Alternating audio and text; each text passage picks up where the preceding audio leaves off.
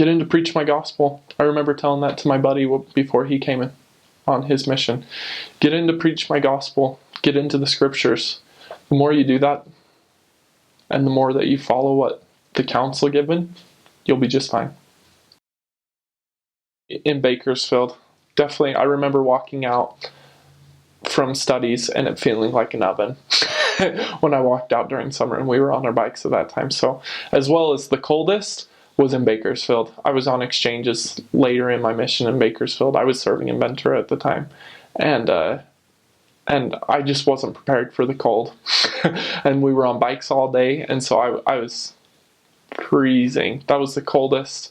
I remember, I mean, I loved exchanges, but I couldn't wait for that exchange to be done and to be back into a car and headed back to Ventura, because I was just frozen all day. And it was probably only like 40 degrees, maybe high 30s. But to me, that was cold. That was freezing because I was so acclimated. I mean, today if it was 40 degrees here in Provo, I'd have my short sleeve on, but anyway, definitely Bakersfield. I had pickled tongue. I had pickled cow's tongue at a restaurant in Bakersfield, a Basque restaurant. I also had some tripas, is what they called it. And I believe that's sheep intestine. I believe that's what it is. You really don't get a lot of crazy foods in California, but I knew that was one of the questions that you get asked when you come off your mission. So if there was ever anything, I was like, I'm doing it. One time when I was in Simi Valley, we were on our bikes and we were going down to the southern part of our area. And so we were riding down there, me and my companion. And I was just kind of looking around, kind of looking at houses and looking like that. And then I looked back, and I was pedaling without any handlebars, without my hands. So I was just going like this, and I was looking back like this. And then I turned around, and there was my companion right in my way. So I was like, oh, and I pushed him to it was just a reaction push. And then I was trying to maneuver to stay right, to not wreck. And anyway, I remember just going vroom, vroom, and then my handlebar caught right in my shirt, and I went down, and it ripped every button from the bottom to the top, all of them, all of them were off. And so there I am laying on the ground. And I look back and there's a car behind me with these two guys, and they're parked right behind me. They'd been following they were going down the road. And they look out the window, are you okay?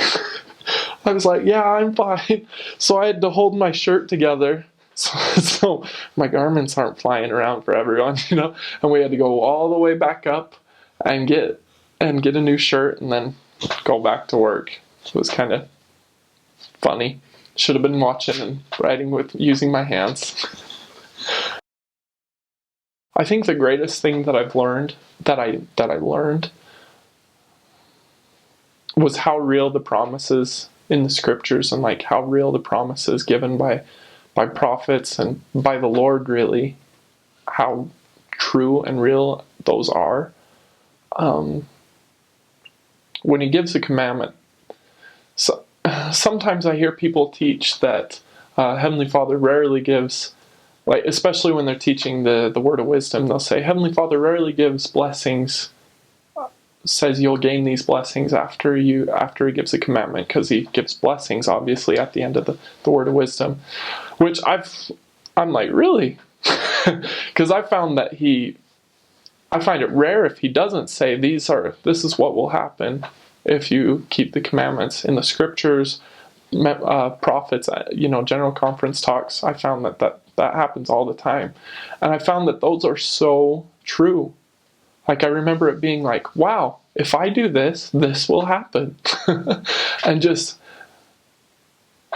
coming to know that he was really there, because that's really what it was about, was coming to know that Heavenly Father and Jesus Christ live, and that they're there listening and watching out for you. So I think that was the biggest life lesson, is trust in those promises. Trust in the plan, because the plan works. And that's really, I guess I should say also that the biggest what got me going so that I could learn that lesson was when I was in Simi Valley. It was so hard because I was a new missionary myself, and I was training, and my testimony was still young at the time.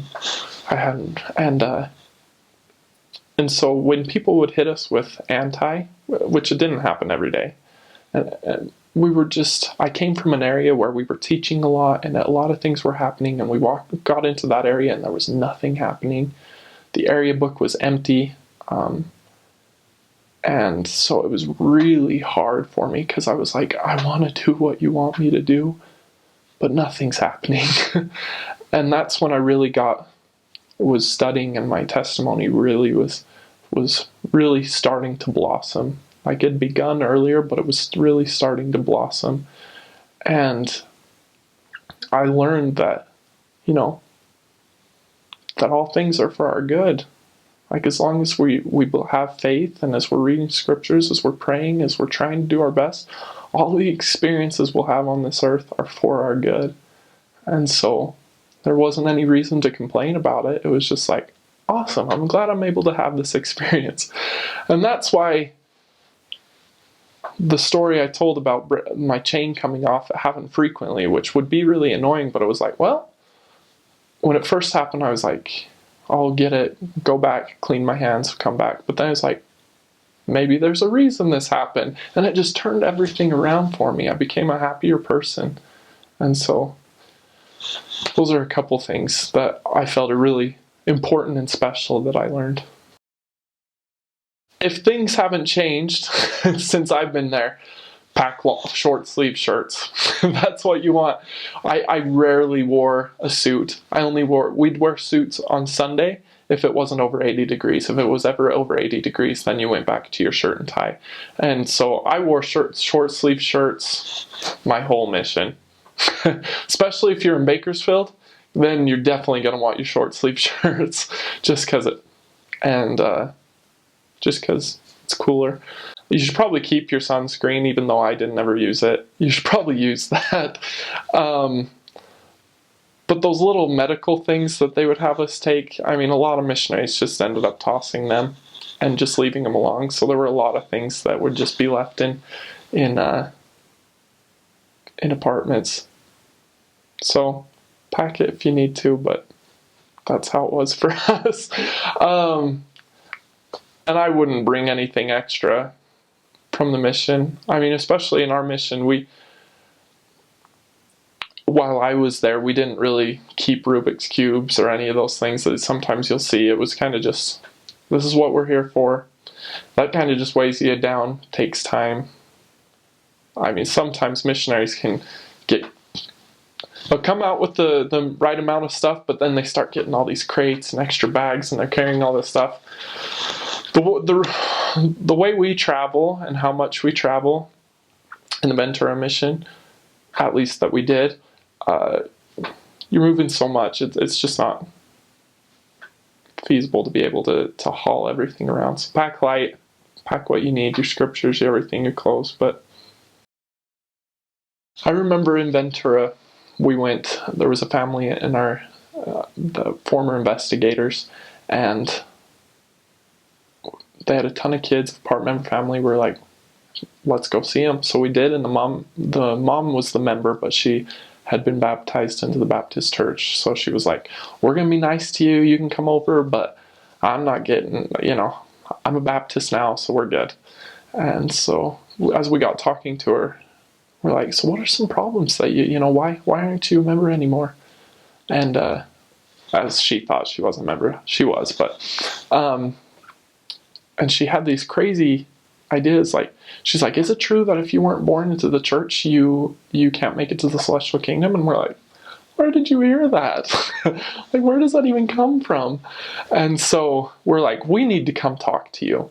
So she wanted to know the plan of salvation so badly, but we we were going to teach the restoration, because that's our message. That's what sets us apart. And then we were gonna go and teach the plan of salvation. It was going to be awesome. We went and taught the restoration to her and her husband. Her husband was this big, tall guy, and had tattoos everywhere, on his head and everything. And I was like, holy cow. But he ended up being the nicest guy. But they just had a baby. And I remember walking into that home and looking at that baby and just thinking, man, he just came from heaven. Like, he was just, he knew that the gospel's true.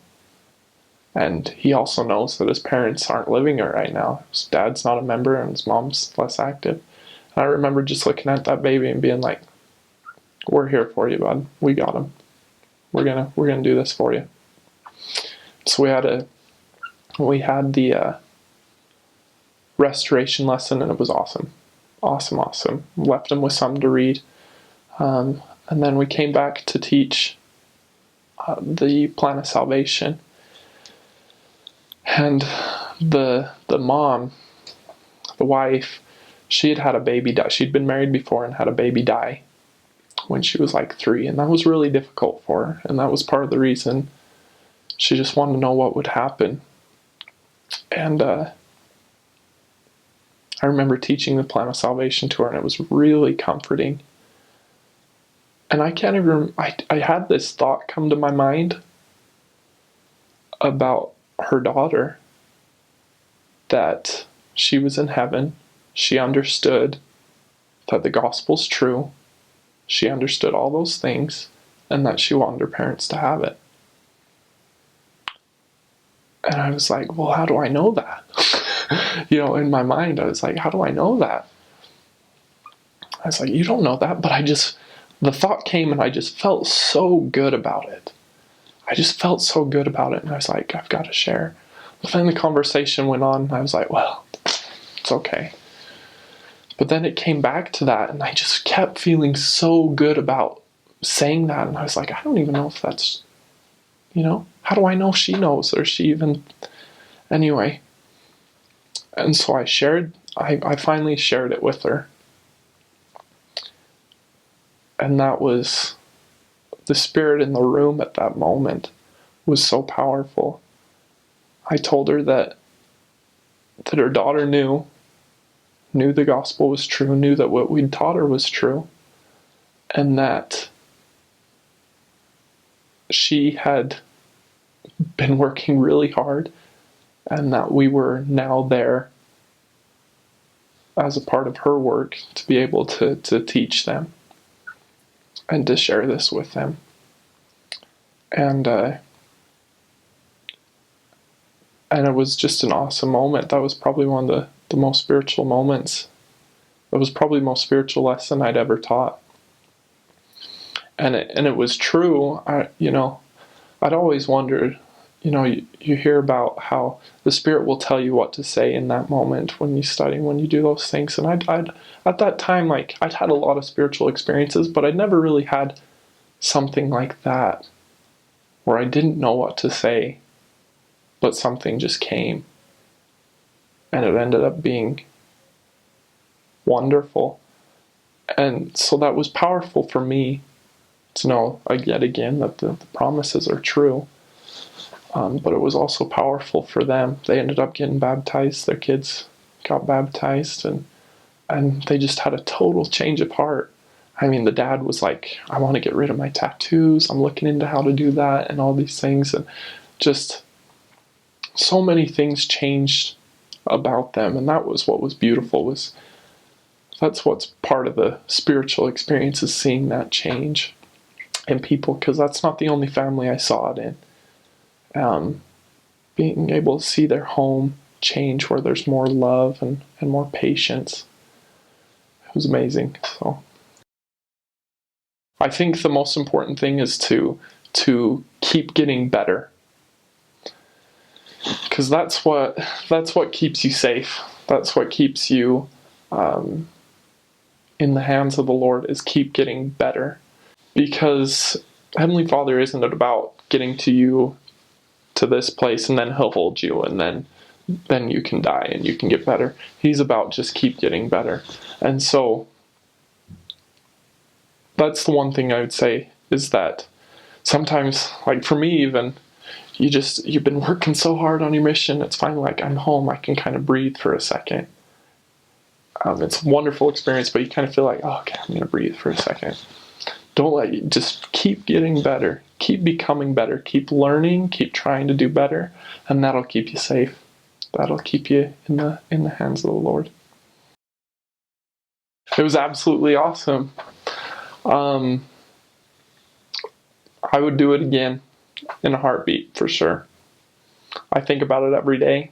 Think about my mission every day, and so I would do it again.